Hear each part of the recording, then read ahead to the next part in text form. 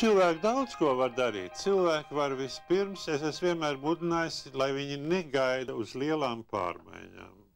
Tādas nevar notikt.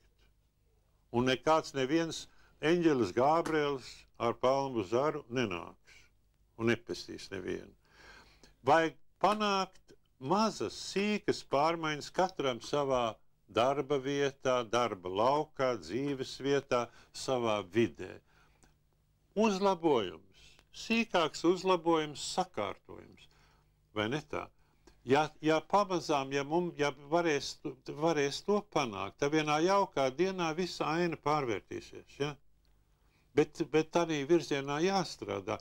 Nevajag sēdēt un gudrot, jā, nu, bet mums jau te nav nekā, un mēs neko nevaram. Un mēs varam notīrīt smuku savu durvju priekšu, vai ne?